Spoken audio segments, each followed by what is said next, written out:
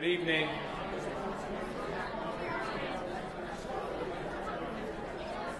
Good evening.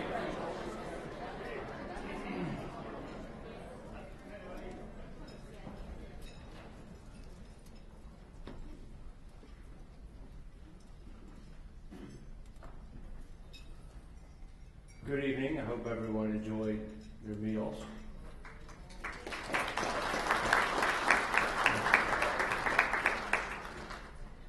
I guess before we go on with the second half of the program, I'd like to join Father Pilarz and recognize two people one more time, if you don't mind, who have been such fixtures here at the Scranton community for the last 8 years. They blessed us with their care and their great humor and their support, and we really, really will miss not having Mr. and Mrs. Pilarz around as frequently as we do. So,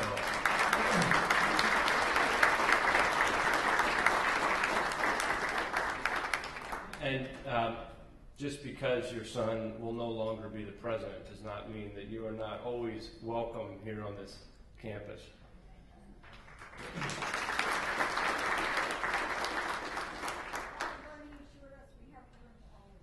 Is that right?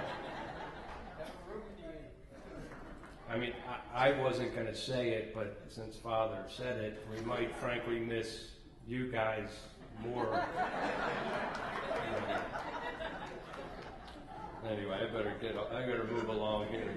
I wanted to just make one more announcement.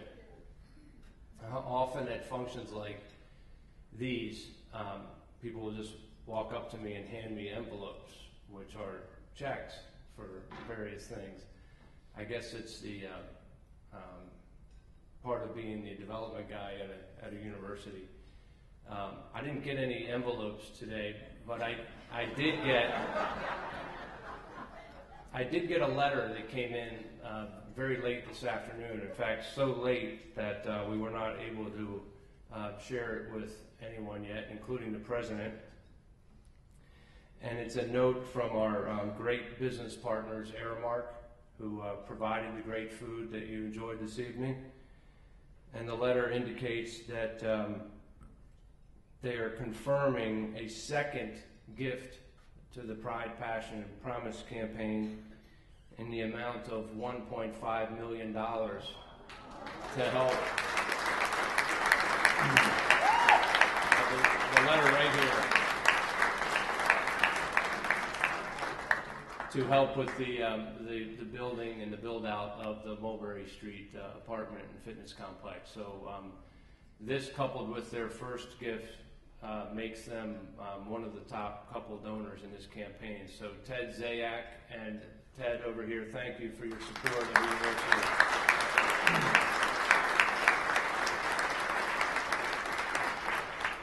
It's our great thrill here that most of the students that eat so well at the cafeteria think that we made the food, not you. So it's perfect, just the way we like it, Ted. The first half of the program featured sort of the business components of the campaign, and what we thought we would do for the second half is really focus to the extent that we can on what this campaign means to students and faculty and staff members here at the university. So we'd like to hear from a couple students and a faculty member about what this campaign might mean to them.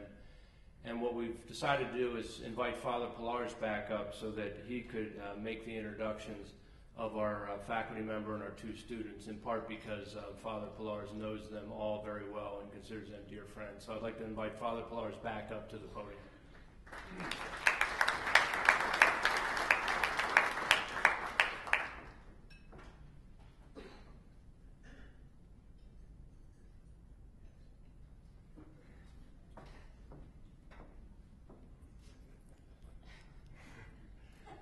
Father Pilarz rightly reminded me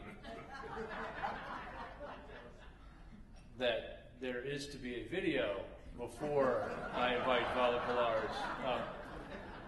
So if we could roll the video, please. I'm going to sit way in the back and enjoy the video.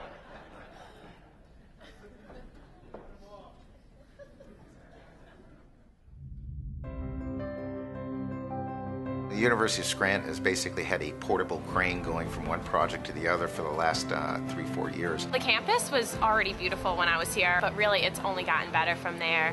When that science building is complete, visitors will not be able to tell the difference between the science building and the campus center. Naples, I'm obsessed with. It's a beautiful building.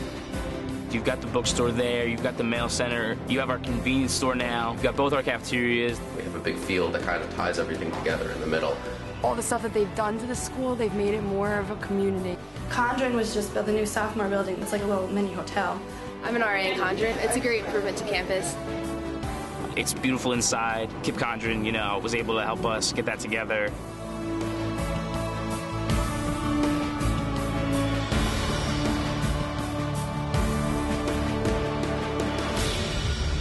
I'm really excited for the new science building. I think it will definitely attract more people to come to the school. What we're trying to do is break out of the traditional walls that keep science separated from everything else. The students that we have would have a richer experience. This is an exceptionally exciting time to be at the University of Scranton. With the direction that the university is going, we have only new and higher places to go. The university is always looking at that modus, the restless pursuit of excellence. There's only more to come.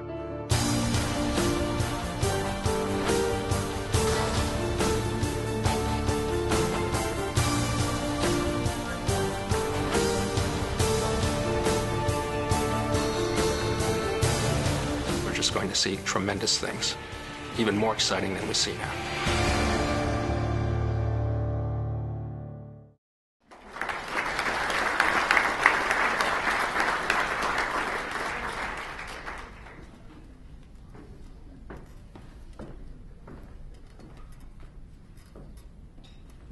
Patrick, that was a really special moment.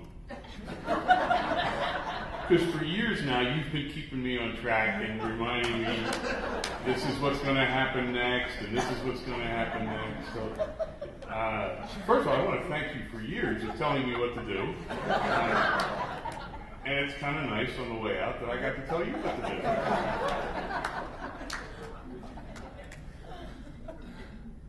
As Pat mentioned, I don't, of a matter of course, do introductions like this right now. But I insisted tonight.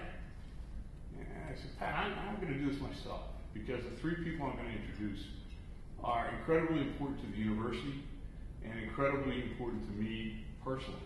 And there are a couple things I want to say about each of them, and I'm going to introduce all three at once, and then they'll come up and talk. And the first person I'm going to introduce is Dr. Harry Danner.